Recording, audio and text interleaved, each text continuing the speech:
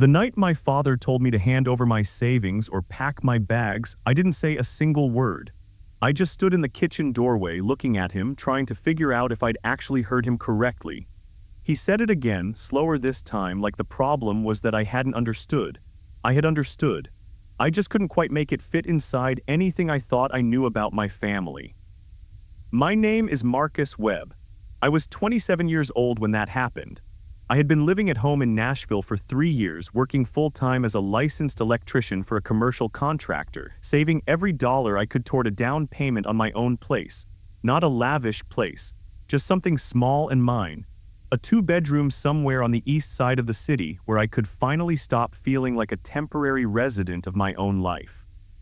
I had grown up in a middle-class household on the south side of Nashville. My dad, Gerald, was a supervisor at a distribution warehouse, steady work, dependable hours, the kind of job that didn't make you rich but didn't keep you up at night either. My mom, Diane, had worked as a dental assistant for most of my childhood and then switched to part-time when my younger sister Amber started high school. We weren't struggling. We weren't comfortable in the way that made things easy, but we were functional. Bills got paid, there was food, the lights stayed on. Amber was 4 years younger than me. She had always been the more social one, the one who filled a room with noise and plans and last-minute changes, the one my parents seemed to orbit naturally. I wasn't bitter about that when I was younger. I was just different. I was quieter. I liked structure. I liked knowing exactly where things stood. Amber liked the surprise of not knowing. We weren't close the way some siblings are, but we weren't distant either. We coexisted in the specific, comfortable way of people who share a childhood, but not much else. I moved back home at 24 after my apartment lease ended and my roommate relocated out of state. The plan was to stay for a year, maybe 18 months, save aggressively and get out. My parents said that was fine. My dad told me I was welcome as long as I needed. I paid them rent every month without being asked, kept my space clean, covered my own groceries, stayed out of the way. It felt like a fair arrangement, and for a while it was. Amber had been dating a guy named Kyle for about 2 years by the time things started to shift. Kyle was 31, worked in sales for a mid-sized company, and had a confident, easy way of talking that made him seem more substantial than he sometimes was. I didn't dislike him. He was pleasant enough at dinners, made my mom laugh, talked sports with my dad, but there were small things I noticed over time. He always had a reason why something hadn't worked out financially, a deal that had almost closed. A bonus that was coming. A situation that was about to turn around. Nothing was ever quite resolved, just perpetually in the process of resolving. When Amber announced their engagement in the spring, my parents were thrilled. I said congratulations and meant it. She was happy, genuinely happy in a way I hadn't seen her in a while, and that was real enough that the rest of it didn't seem to matter yet. The wedding planning started almost immediately. Amber wanted a venue, a band, the full thing. She had spent years thinking about it in the abstract the way some people do, so the vision was already formed before the ring was even on her finger. The venue she wanted was a farm property outside of Nashville that did events, the kind of place with string lights and a barn and a catering list that ran to 3 pages. Beautiful, also expensive. I wasn't part of those conversations at first. It was my mom and Amber at the kitchen table with binders and laptops, and my dad nodding along whenever they presented a number and me passing through on the way to work or the way back. I heard pieces of it. The venue deposit, the photographer, the dress, the catering estimate. Each one landed separately, and I didn't add them up until the evening my mom mentioned, quietly and carefully, that the family was going to have a hard time covering everything on their own. I didn't react to that. I said something neutral like, "I'm sure you'll figure it out," and kept moving, but I noticed the way she'd said it. There was an opening left in the sentence, a space where a response was expected. I didn't fill it. A week or so after that, Kyle's parents came over for dinner. It was polite and warm and went well enough on the surface, but I caught something in the conversation about finances that I couldn't quite let go of. Kyle's father made a reference to contributing what they could with an emphasis on the word "can" that suggested the number wasn't going to be large. My mom handled it gracefully, said the families would work it out together, and the topic moved on. But I sat with that sentence for the rest of the evening. 3 days later, my dad asked me to sit down with him after dinner. He didn't ease into it. My dad had never been someone who believed in building up to things.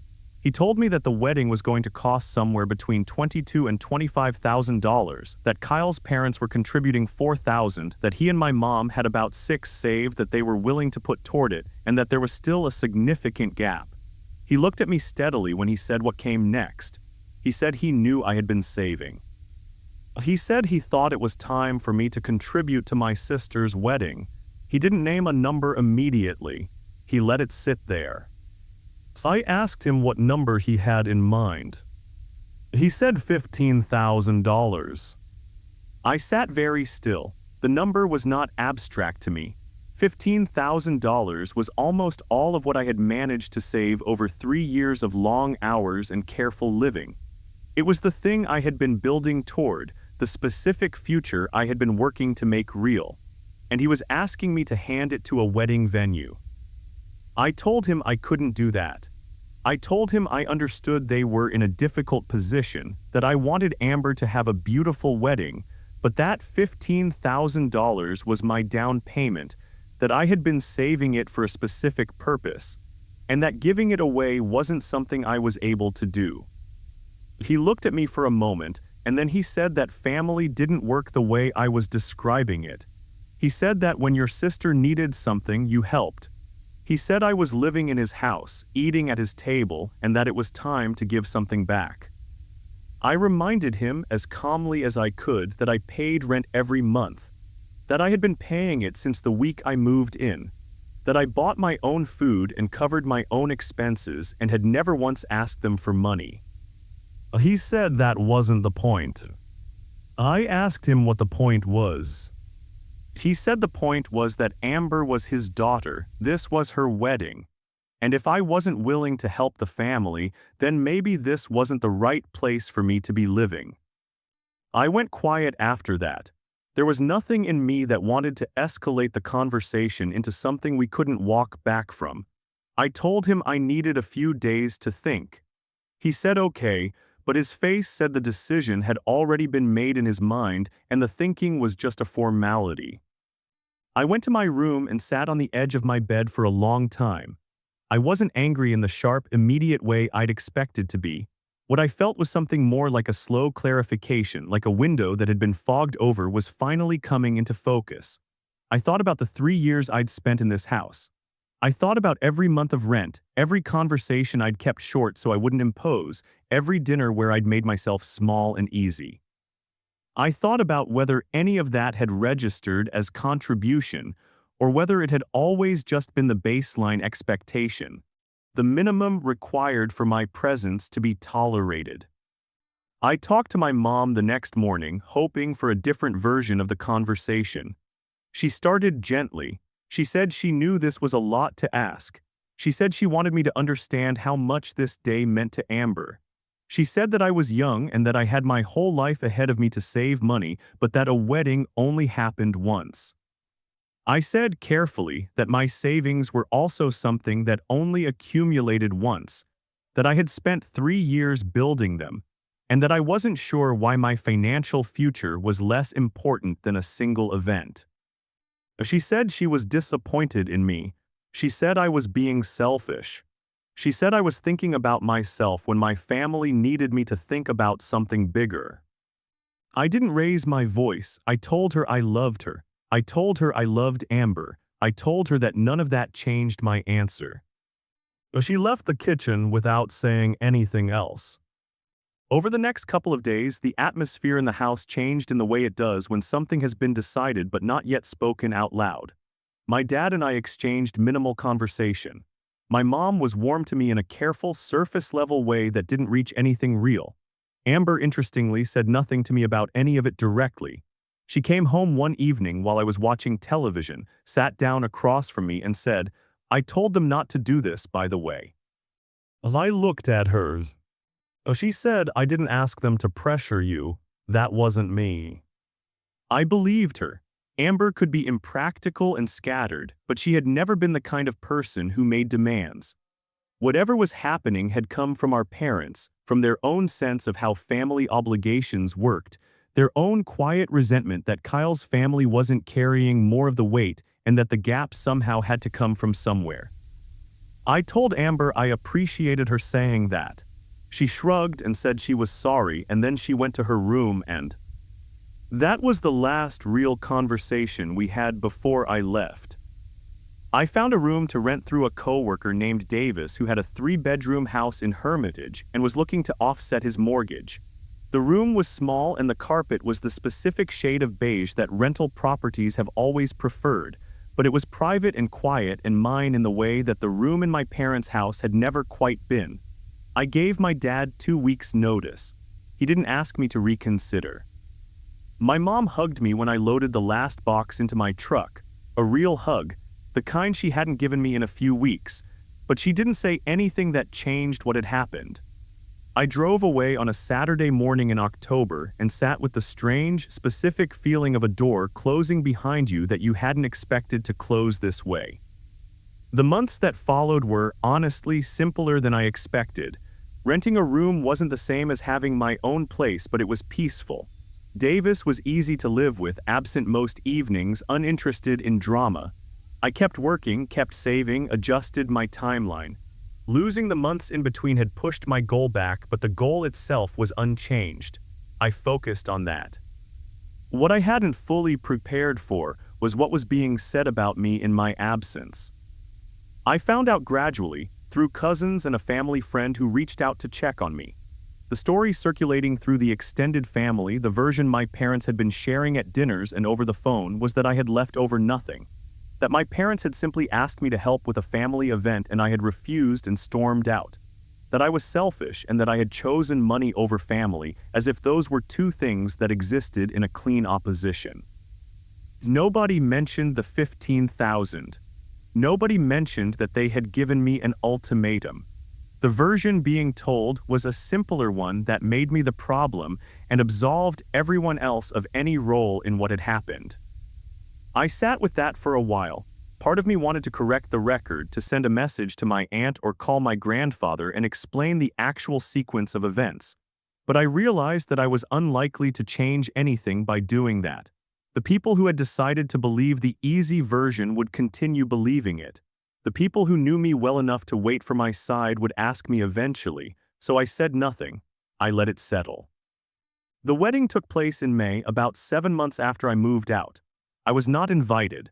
I found out the date through Amber, who texted me a few weeks beforehand, not with an invitation but just with the information, as though she wanted me to know without being able to be the one to change what our parents had decided. I texted back that I hoped it was beautiful and that I meant it. She replied with a single emoji that told me she understood more than either of us was willing to say out loud. I did not attend. I worked that Saturday, picked up an extra shift at a job site in Murfreesboro, and came home to Davis's house in the evening and made dinner and watched a movie I don't even remember now. I wasn't devastated. I was something more complicated than that, a mixture of sadness and relief and the particular quiet of someone who has stopped waiting for a situation to resolve itself and accepted that this is simply what it is. About 2 months after the wedding, I ran into a neighbor of my parents while I was picking up something from a hardware store on the south side. She was a woman named Patricia who had lived 3 houses down my entire childhood. The kind of neighbor who knew every family on the street and remembered birthdays and showed up with food when someone was sick. She asked me how I was doing, and when I told her I'd moved out, something shifted in her expression that told me she already knew at least some of it. She said the wedding had been lovely. She said my parents looked happy. And then, a little more carefully, she said she had heard things had been tense with me and that she hoped we'd all work it out. I thanked her and said I hoped so too and kept it at that. But on the drive home, I thought about what she'd said. Tense. That was the word, not unfair, not painful, not the result of my parents issuing an ultimatum that put my savings and my housing on one side of a scale and my sister's wedding on the other. Just tense. A disagreement between reasonable people who had handled it reasonably and would probably smooth it over in time. I understood then, in a way I hadn't fully before, that the story of what had happened was not mine to control. It had already been told, shaped, distributed. The people who received it had accepted it. And the version of me that existed in that telling, the selfish son who abandoned his family over money, would persist regardless of what I said or did. That understanding was uncomfortable to sit with, but it was also, in some strange way, freeing. I stopped trying to manage a narrative I didn't have a success to. I just kept moving forward. By the following spring, 18 months after I'd moved out, I was in a position to make an offer on a house. It was a 2-bedroom on a quiet street in East Nashville, small, older, in need of some cosmetic work, priced accordingly. I had the down payment and then some. The inspection went cleanly on the things that mattered. I closed on it in April on a Tuesday afternoon and sat in the empty living room that evening with a takeout container balanced on my knees, looking at the walls, not saying anything to anyone, just being there. My dad called that weekend. It was the first call from either of my parents that wasn't a brief holiday obligation in almost a year and a half. He asked how I was. I told him I'd bought a house. There was a pause on the line, and then he said, "A house," just that, like he was locating the information somewhere. I said yes. He didn't say congratulations right away. There was another silence, and then he said, "I didn't know you were that close." I told him I'd been saving for a while. Well, he said, "Right." I knew what was sitting inside that word. The acknowledgement of something neither of us was going to name directly.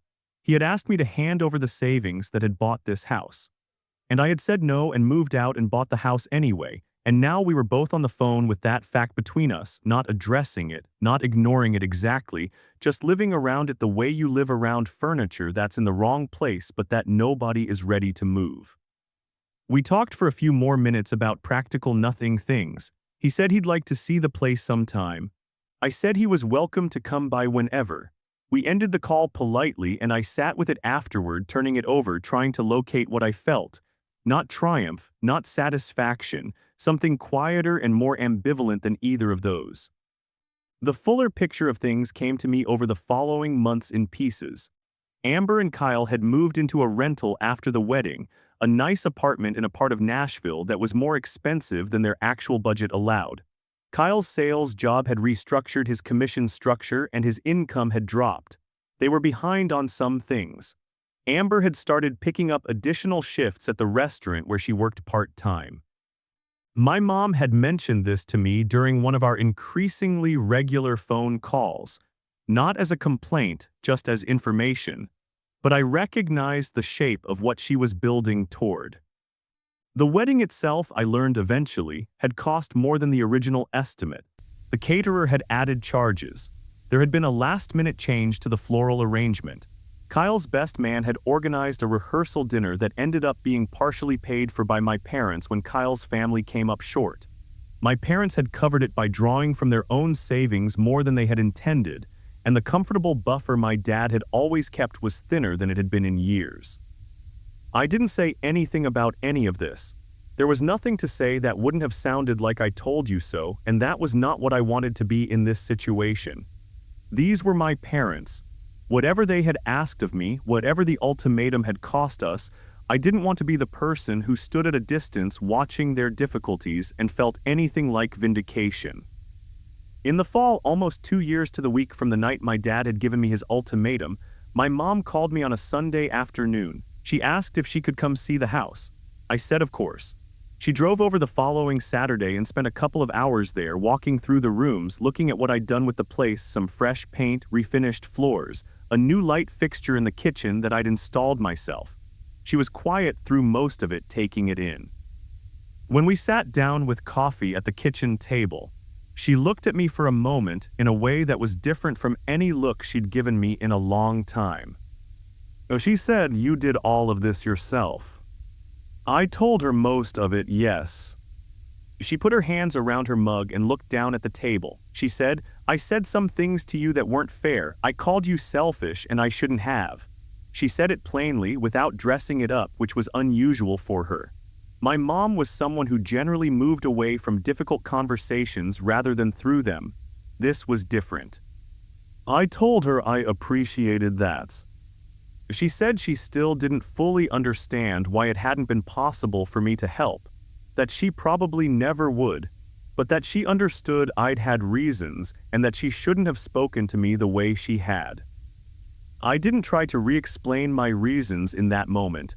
It didn't seem like the right time to lay out the economics of what had been asked of me. What she was offering was something different from a debate. It was an opening. I took it. I told her I loved her. I told her I had never stopped. I told her that what had hurt most wasn't the ask itself, but the way it had been framed, the suggestion that refusing meant I didn't care about my family. She nodded slowly. She didn't disagree. My dad took longer. He was a man who found it hard to acknowledge when he'd handled something poorly, not out of cruelty, but out of a specific kind of pride that was deeply woven into how he understood himself. But about 6 months after my mom's visit, I went over to their house for dinner for the first time since I'd left. It was a quiet evening, the four of us. Amber was there with Kyle. Nobody said anything about what had happened. But at one point during dinner, my dad looked across the table at me and said, "You've done well for yourself, Marcus." It was not an apology. I didn't expect it to be. But from my father, it was the closest thing to one I was likely to get, and I understood it for what it was. I said, "Thank you, Dad." And that was it. We ate dinner. My mom talked about a neighbor's new dog. Kyle told a story about something that had happened at work. Amber laughed at something my dad said. It was ordinary in all the ways that ordinary evening meals are, and that ordinariness felt like something I had been waiting a long time to get back. Amber and Kyle are still together. Things have leveled out for them somewhat. Kyle changed jobs, something in logistics that pays more consistently, and Amber picked up management hours at work. They're not thriving in the way that makes everything look effortless, but they're stable, which is its own kind of success. I see them at family things a few times a year, and the dynamic between us is warm in an uncomplicated way. Whatever she said to me the night before I moved out, that she'd told them not to do it, has stayed with me. It mattered. It still does. I think about that night in the kitchen doorway more than I expected to. Not obsessively, not with bitterness, but the way you think about a moment that turned out to be a pivot, a place where the direction of things shifted in ways you couldn't have predicted standing in the middle of it. I think about the version of me who might have handed over the money, who might have drained the savings account and watched someone else's wedding from the guest list, and then spent another 3 years rebuilding toward a goal he'd already nearly reached. I don't know what that version of events would have looked like for my family. Maybe smoother on the surface for a while, but I know what it would have cost me, and not just financially. What I gave up by saying no was the comfort of being the person who went along. The ease of being loved without condition because the condition had always been quietly met. I traded that for something harder and slower, a period of distance, a family that told a version of my story that wasn't true, a wedding I wasn't invited to, an 18-month stretch where calling home felt like more effort than it was worth. None of that was easy. I want to be clear about that. It cost something real. But the house is mine. The savings that built it are mine. The years of discipline and early mornings and long shifts on job sites where I'd come home too tired to cook a proper meal, those were mine in a way that no one can ask you to give back. And when I sat in that empty living room on the Tuesday I closed, eating takeout on the floor because I didn't yet own a chair, I knew I was exactly where I was supposed to be. I had not arrived there because someone handed me anything. I had arrived because I had said no at a moment when it was much easier to say yes. If there is anything I have taken from everything that happened, it is this: love that requires you to erase your own future in order to prove itself is not the kind of love it thinks it is. It may believe it is. The people asking may believe it completely, with warmth and certainty and not a trace of malice. But asking someone to dismantle the thing they have been building quietly, carefully, at real personal cost, in service of a single event, no matter how meaningful, is not a request that comes from respect. It comes from the assumption that your future matters less than the image of togetherness in the present. I don't hold that against my parents in the raw, daily way I once did. They are people who love their children and who, in that particular moment, got something genuinely wrong. They handled it the way people handle things when they haven't been asked to examine the assumptions underneath their decisions. I understand that now in a way I couldn't quite reach when I was standing in the kitchen doorway. But I am glad I said no. I am glad I picked up my things and moved to a rented room with beige carpet and a coworker who didn't ask too many questions. I am glad I sat with the discomfort of being the one who didn't go along, who let the family story be told without me in it for a while, who trusted that the truth was patient enough. Until wait, it was. And the house on the quiet street in East Nashville, with its refinished floors and its new kitchen light and its 2 bedrooms that are exactly enough, is the proof of that. Not the proof that I was right and they were wrong. Just the proof that knowing what something is worth and protecting it even when the people you love most are asking you not to is sometimes the most honest thing you can do, for yourself. And eventually, when enough time has passed, for them too.